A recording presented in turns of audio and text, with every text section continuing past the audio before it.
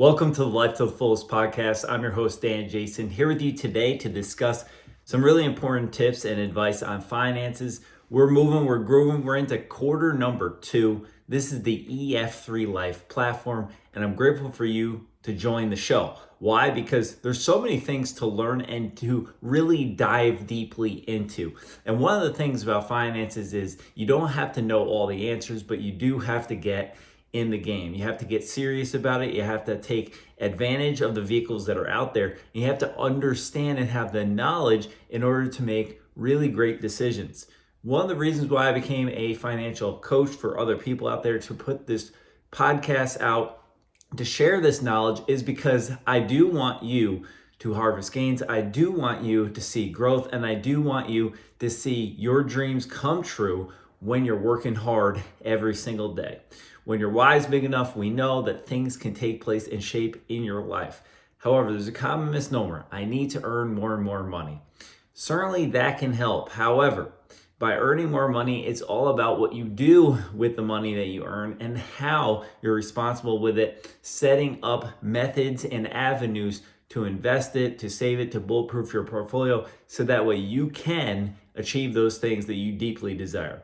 Being intentional with your finances more than anything else is going to help you radically change the game. Now, I've done a lot of different episodes on the financial world, helping you to run your household like a business. And there are some really extremely important tips and pieces of advice that I want to share with you, because I believe that if you do them, just like it's helped me, it can help you to set yourself apart. Set yourself apart from where you once were in 2023 and start looking forward to things in your life that will start taking shape because you are being diligent. Now, let's face it, most people, they're a little bit hesitant to really take a deep dive and look closely at the way that they're spending money. And this could be a little bit scary. It could be a little bit, of a nuisance. A lot of times when you hear that word budget, it's like, man, I got handcuffs on. I'm not able to have fun. I'm not able to do things that I want to do. I'm not able to live my life. But actually, the opposite is true if you understand cash flow, if you understand the ins and outs of what's coming in and what you're paying out. Because if you really examine the things that you're spending money on, and if you're happy with that, great, then that means you're working towards your financial future. However, if there's things that are on that balance sheet that when you're looking at the way that you're spending your finances and you feel a little bit disturbed by it, well, then it starts to push us into an avenue so we can make those changes happen. And those budget-friendly tools, you can find them on ef3life.com/financial. They're there to help you with cash flow. They're there to help you to analyze where you're at. And it's all about really organizing ourselves and our life. Let's face it, life gets busy, things happen, and we're so involved in the ins and outs that we oftentimes don't take time to really examine where we are at. Yes, certainly we're striving for more, whether it be at our job place, growing our business, having side hustles. This is all good. These are all great avenues and aspects to be able to build for our future. However, every once in a while, I would say you have to really do a check-in on your financial temperature. Why? Because it's like going to a doctor's visit. If you don't go for your annual physical every single year, you don't know what could be going wrong. You don't know how to address things or even be proactive so that way you can mitigate issues from even starting. Well, with your finances, certainly that has to be the methodology and the approach that I suggest you take, because if you do so, you're doing due diligence. Let's think about this. The majority of Americans are working an 8 to 4 or a 9 to 5, 40 to 50 hours a week. There are some out there who are really slaying, who are crushing it, who are deciding, I want to set myself apart and to do it even higher level. And they're working 60, maybe even more, 70 hours in a week. But if you're doing that, right, and you're working so hard, are you even spending 30 minutes a week or maybe even an hour a month? Could even be less than that, to really take an examination of where you are at. And that's why, again, I encourage you to understand where you are today, to set goals for tomorrow, and to really recognize, right, all the major avenues that are out there. So how do you know what you can do? What is out there to invest in? I like taking this thirds approach, right? A third of my portfolio is going to be ultra aggressive. And you hear oftentimes people saying, well, if I'm a certain age, I should pull back the aggression. Well, I would say if you have enough cash that's set aside, right? You have enough cash accumulated. You have this asset class over here, then you could be aggressive because you have something to fall back onto. You have a safety fund, you have your emergency fund, you have the ability to pay off any kind of unhidden expenses, things that come your way that maybe you weren't planning for. And also, if there's a downside, if there's something disastrous to happen in your life, like getting laid off or something of that avenue, you have enough that's there in order to help you to financially float yourself until you get that next job. Well, what if I have enough money that's set here and I have a cash reserve that's accessible, that's liquid, that's continuing to grow? This is something that's going to help you because when the market starts to dip, and we know that we're in an election year and it's a very volatile market, and sometimes people are very hesitant, to get into stocks and just investing in general because they're not sure of what's going to happen. You see these large market swings, and we've had a very good bull run lately. There's probably going to be some pullback. And when there is that pullback, when we do see that dip, right, this is a great time to get involved, to get invested, to get in the game. See, you make the greatest gains, you double or triple what you have over the course of time by having that cash reserve and playing the right moves, making moves when the market dips. That way you could get in and you could rise with the market when it rebounds. Right? But if you don't do due diligence and you don't set some aside, then you can't eat later on. And that's one of the key aspects, is to make sure that you have that cash reserve that's really growing. And it's growing because you put it in a high yield savings account, right? It's something that's giving you an ample amount of return. And there's so many avenues out there that you could do this with. The majority of them are yielding 4.5% to 5% still. And this is free money. Right, this is money that's just going to continue to compound over the course of time. And for the two avenues and aspects for money to grow, we need time and we need a rate of return. And we need to continue to put money in there so that way it can accelerate and it can compound and you can see that increased growth. The other aspect, that's 1/3. The other aspect, being ultra aggressive. And then the third, so we have a cash reserve, one aspect, we have, our ultra aggressive nature, and then we have a middle of the road, or maybe even a little bit of a conservative slice of the pie as well. So this helps you because you're able to grow money over the course of time. You have access to it, and we really want liquidity. Liquidity is something that's really important. A lot of people out there, they stock up their Roth IRA, fantastic, right? Putting money aside so that way you can grow it and it's growing tax-free. And when you pull it out at 59 and a half or older, then you're not being taxed on it, because we know the tax situation is going to drastically change in the United States. How could it not? The national debt continues to be on the rise and balloon out of control. However, one of the things to keep in mind is you can't touch that money until you're 59 and a half. Technically you can, right? You can touch what you have put in, which you contributed, but not the compounding interest, which over the course of time is actually going to be the most amount, because right now the limit in 2024 is $7,000 into your Roth IRA. So that's a beautiful thing to take part of. It's going to really help you. And over the course of time, if you did this for 35 years or so, you're going to have well over $1 million. All right, maybe even $1.5 million, depending upon the rate of return and how consistent you are with contributing. Well, one of the things, though, to keep in mind is that you are able to access that money or really touch it without penalty or just a limited portion, right? What you put in. So if you put in $7,000 this year and every year, and you contributed for 30 years, that's $210,000. Technically, you'd have that available to utilize, but you wouldn't want to pull it out because it's compounding, and that's how it really gets the growth. So you leave it in there. That's set it and forget it. Not forget about it, but set it aside, let it grow, let it do its thing over the next 30 or so years. Now, one of the things you have to consider, though, is how do I grow my money and have liquidity while I'm working? What are the avenues that I could take advantage of so that way when I'm continuing to work, when I get that side hustle, when my income increases, I'm doing something with the money that I'm earning to earn more. And there's a couple avenues that you could take part in. very tried and true. Yes, you can invest in the S&P 500. Yes, you can invest in index universal life funds. Yes, you can invest in avenues of bonds, municipal bonds. Yes, you can invest in various avenues that are even more advantageous in terms of, if you have enough cash set aside, in real estate, right? Or even in REITs. So there are ways that you could grow your net worth. There are ways that you could get in the game and you could diversify. And that's one of the things you really have to consider.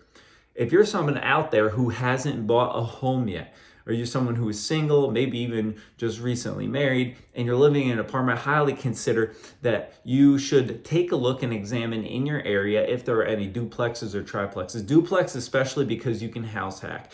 And this is one of the strategies that I wish I would have taken advantage of when I was younger. I ended up buying a single family home and it ended up working out well, paid it off, and then was able to use that to leverage another house purchase and then buy rental properties. But the part of the thing that I want you to understand and consider is it's all about leverage. It's about using other people's money. So if you're living in a duplex, or you're living in one side and a tenant is living on the other side and they're paying you that rent is paying for the mortgage, you're living for free. Not only are you living for free, but you're increasing your net worth because you're gaining equity, and equity every single year as the debt is paying down on the loan. And with that, you can leverage it, because eventually, if you wanted to move into a single family home, what you could do after the fact is you could use that and you could continue to keep that rental property, now have two streams of income on either side, and that can help to pay for your mortgage of your next house or even part of it. And you're continuing to increase your equity.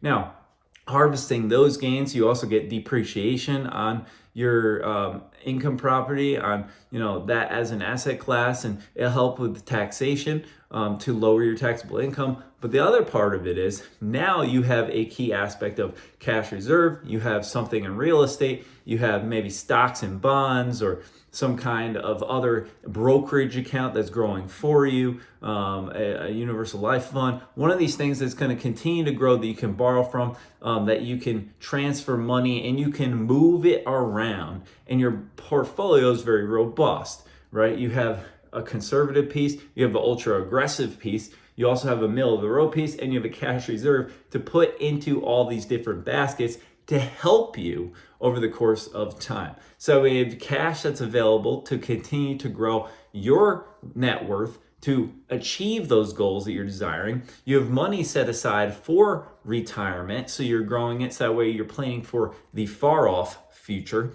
but you're also able to enjoy life as it goes.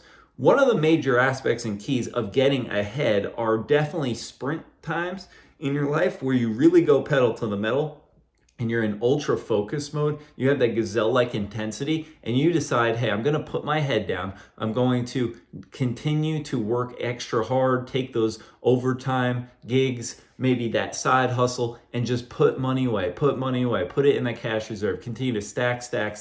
Remember, it's gaining that 4.5% to 5% because it's in that high yield savings account, and then transferring it into these other avenues to continue to leverage it. Because if you're getting 5% on that, then you're taking those profits and you're able to reinvest it. You're continuing to earn more and more money, and you're stacking it on top of one another in these avenues. And before you know it, over the course of a decade sounds like a lot of time for many people. It's really not. Life goes fast. There's a lot of things that take place. You can do so much when you zoom out. When you take a look at a month, yes, a lot can happen. Maybe you're not able to make as much progress as you would like. When you take another zoom out a little bit more, in a year, even more takes place. Even more can happen. Half a decade, wow, you really are making significant progress. Far off. You're way better off than you were 5 years ago. And then 10 years, holy wow. This is really where you could see, man, 10 years ago, where were you and where are you today? And if you're not where you want to be,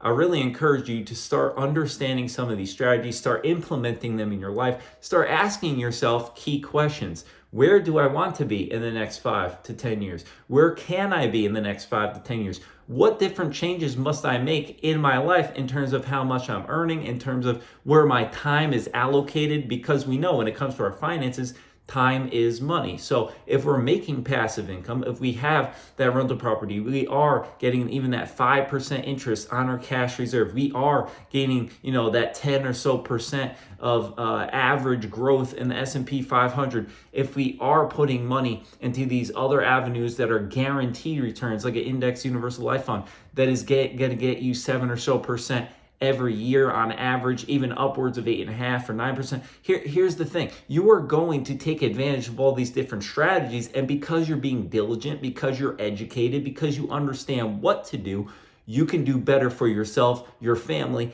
and impact others around you. And that's one of the beautiful things about this journey. Where you are today isn't where you're meant to stay. Where you want to go to is where you need to grow through. And that is something that I really do believe. But it helps us when we are diligent. It helps us when we're intentional and when we pay ourselves first. So many Americans, when I see this, when I look at it, when I hear my friends talk, when I'm listening to their stories of their life, and they really have great aspirations, but they're not taking these elementary steps to get there. It's not overly complicated. You might be watching this or listening to this right now and saying, hey, these are some things that I could start doing. I'm not saying doing them all at once. No, you're not able to do all 3 or 4 or 5 of those things. However, if you do one of them, right, this year, and you concentrate and you get it started, it builds that momentum, it builds that positivity, it helps you to continue to go into the right direction, and you're making steps forward. The progress is real.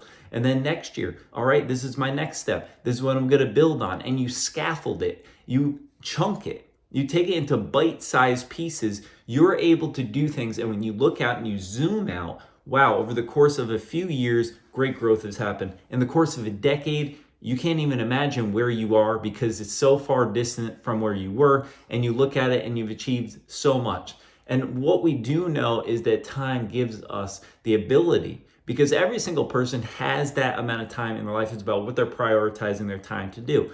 And I'm not bashing anybody's habits. I'm just saying take a look at it, set some time, set some limitations for yourself, and also infuse some different things, because I guarantee you, if you're reading more books on finances, if you're even following pages, if you like to be on Instagram, social media, all this kind of stuff, but you're following investors, you're following people that are influencers and impacting you and giving you knowledge and feeding you the right stuff, and you're consuming it and then you're actually applying it, your life will change. It's going to change little by little, but those daily habits do make a difference. It isn't about that discipline. It isn't about, yes, the small things, and looking at, hey, is this something that I really do prioritize? Is this an expense that I really need, and do I want it? Do I want it bad enough that I am willing to keep it in order to maybe offset my goal or offset that dream that I'm trying to achieve by X amount of time? And if the answer is yes, and it's a quality of life thing, and you actually do enjoy it, and it's giving you joy, and you feel like, the money that you're earning,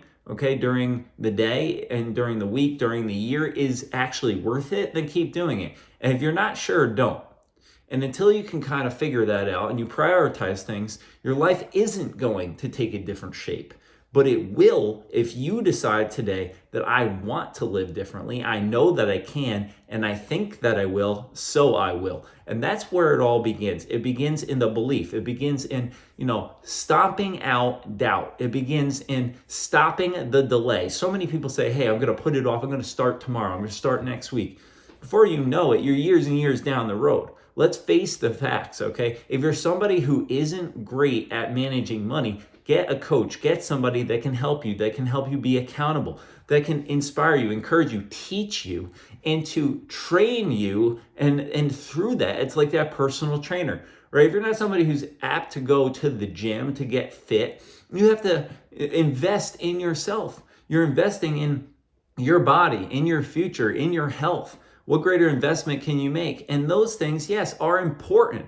Well, just like our financial gains, you have to invest in your future. You have to do the right things now. You have to plant those seeds so that way you see the growth later on. And you have to be patient. Trust the process. This stuff does take time. Compound interest does take time. It scales. Yes, you will see linear progression, but then all of a sudden with your net worth, you will see this uptick. And trust me, it becomes contagious. It becomes a lifestyle. This isn't something that you can do for a few months and then everything is solved. No, it has to be something that you're consistent with. Whatever you're doing on a daily basis, when it comes to your finance, when it comes to your fitness, when it comes to spirituality, faith, the way that you're living your relationships, that will become the way that you live.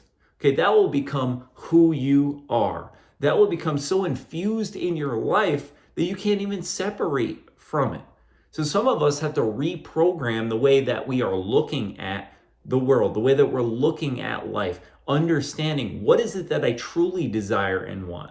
Because when you realize that, when you're working toward that, and you break it down into those smaller pieces, then these elements of discipline, these elements of, yes, making financially responsible choices and not just doing what feels good today, but understanding if I'm diligent, if I'm disciplined today, it will reap a really great reward down the road. And then sprinkle in rewards. There are some people out there that are just, hey, you got to pedal to the metal all the time. That's not realistic. However, reward yourself when you get to a certain threshold.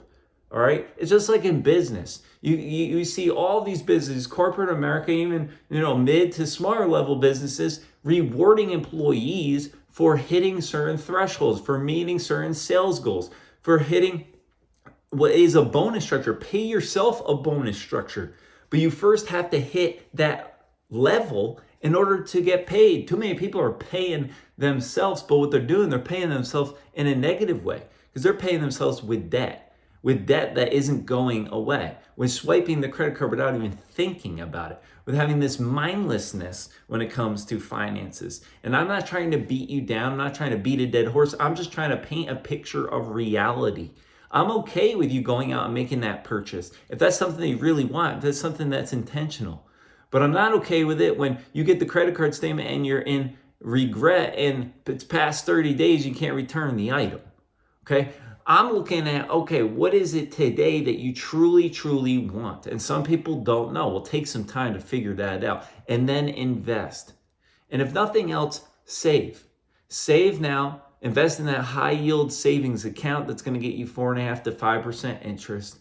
And then as you grow in knowledge, as you become linked up with a great financial advisor or planner, someone like myself that can coach you in this stuff, what will happen is you will then understand, okay, this is where I want to go in the next year to 5 years. This is where I want to go 5 to 10 years. This is where I want to go for the long haul. And you're able to plan out some of those goals. And then you're able to see how much money it's going to take for you to reach those goals. There's a certain dollar threshold, right? Just take somebody who wants to, again, buy a house, somebody who is going to have a wedding. They're going to save for a new car. Maybe they want to hit a certain level in terms of their contributions to the retirement. This all takes a certain amount of money, and you can actually plan it out. And yes, there are some factors that are variables, like how much growth you're getting, but this stuff is usually projectable based on what's happened in the past and what the market trends are doing. And responsible, great financial planners and people that are invested in you, they want what's best for you. So one of the biggest things is linking up with somebody who understands your goals, who believes in your dreams, who understands that you are doing things at your speed and pace, yes, but you got to be willing to receive that type of information. You got to be willing to implement it. Because if you do, even little by little, you will see the growth happen. You will see yourself being able to live differently. All right. Driving the brand new car at age 23, probably not the right choice unless you have a side hustle, you have, some kind of passive income, whether it's coming from the profits that you're making in terms of your personal business, or it comes from the interest that you're earning with your investment accounts. It comes from the yields that you're gaining from your brokerage account. It comes from your passive income streams. Great.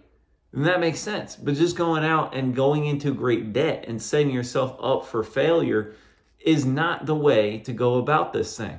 There's a great methodology behind it. And one of those things is consistency. And people who are consistent over the course of time will separate themselves from the pack. Because a lot of people can get high and very excited and energized at one point in their life. And it might last for a little while, but it's like a flash in the pan. It doesn't last for their lifetime. I want you to set yourself up for success because it will help you for the rest of your life. And on the back end, it will help you to be able to have more, to be able to enjoy the time that life presents, to be able to enjoy the relationships, and to be able to give if that's something that's important to you. You can't give from an empty cup. Well, when you have more, you can give more and you can live better. You can live Mas. You can travel the world. You can decide to, have a better lifestyle. But you got to sacrifice something. And if you're doing it in your younger years, in your formidable years, if you're really grinding, if you're working hard at it, man, you're going to open up avenues that most people will only dream of. The difference is you will live out that dream. You will see the success take place and you'll see you being reshaped little by little. Okay, one moment and one key decision at a time. My hope is that you learned a little bit during this Financial Forum podcast. You help yourself and others by visiting ef3life.com/financial. You listen to other episodes of this podcast and you check out my book, Living with Money, Dollars and Cents. Okay, I want you to achieve financial peace. I want you to have that freedom. And there are steps, there are ways, there's a method of success that's not only helped me, it's helped hundreds of people, it's helped thousands of people. And I want you to be one of those that will really, truly achieve your goals and set yourself apart to grow this year in 2024. So when you look back, you can say, yes, that was my launching pad. This was a year that I really made those gains, that I was able to increase that net worth, that I was able to pay off that debt, that I was able to make progress that's propelling myself into the future, that I have things to hope for, that I believe in what I'm doing, and I have a why. If that is true, if that is you, I ask that you share this podcast with others, that you log on to ef3life.com, and you also check us out on social media. It's been a blessing and an honor to be with you today. Continue to work hard, continue to rise and grind, continue, as always, to live life to the fullest. God bless.